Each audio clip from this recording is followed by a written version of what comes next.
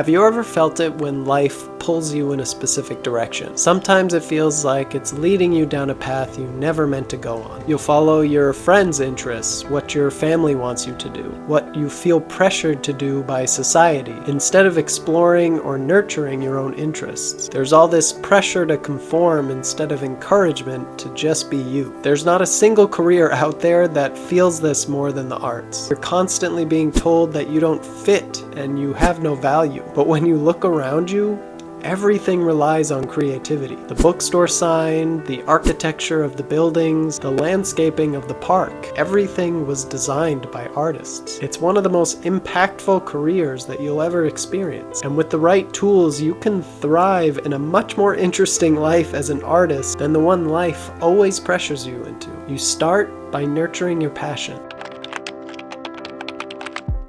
This summer, San Francisco had an event across 4 different parks called Heart Your Parks. It raised $52,906 and brought in huge crowds that waited in line all day just for the opportunity to be creative. You would walk up to a tent and choose from a selection of colors to try your hands at screen printing. Every park had a different print. They were all designed by a local artist named Orly Kay, and they were all really cool. We got 2 out of the 4. This was an artist that nurtured their creative side. Not only was she happy and fulfilled, but she connected with so many people just through her art. Without someone to nurture that feeling of joy that creativity brings you, it's likely your interest in art will be crushed by the expectations around you. But if you nurture your passion and you turn it into really great skills, you'll have some real magic in your life. If there's any gift you can give to yourself or anyone you know who's interested in art, it's this: unwavering compassion and support.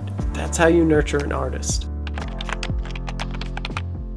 You have one life, you might as well pursue something you enjoy, especially with the state of the world. Harvard said we're done in 2040, so what are you doing with your life? Live a life true to yourself, and if part of that is being an artist, do it. If you've got someone in your life who wants to be an artist, encourage them. That's half the battle. The other half is drawing, and to do that, you really just need pencil and paper. You can buy a stack of printer paper and some pencils for pretty cheap, and we did that back in art school. And if you want to upgrade your gear at all or work digitally, here's a list of things that I use that might be helpful.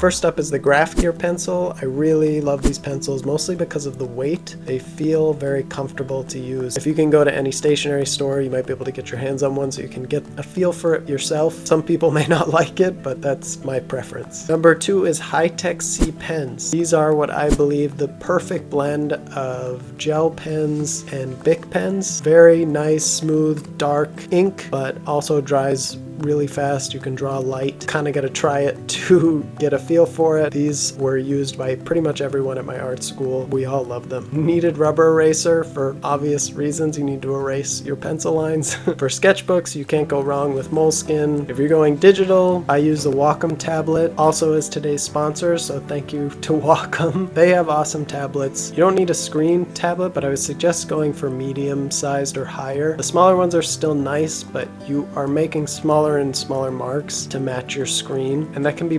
problematic the smaller you get. So the bigger the marks that you can make, the better off you're going to be. You can always draw big on the screen and that will help you, but I would just suggest getting a larger tablet if you can afford it. If not, again, draw big. Out of all the software out there, I think I would choose Paint Tool Sai. It was only like $35, which is a steal in comparison to everything else, and it's very basic, so you're not going to get distracted by a lot of different things. It's just raw drawing, painting. You're going to improve your skills with this program, and you can always change to Clip Studio or Photoshop or add them both to your workflow.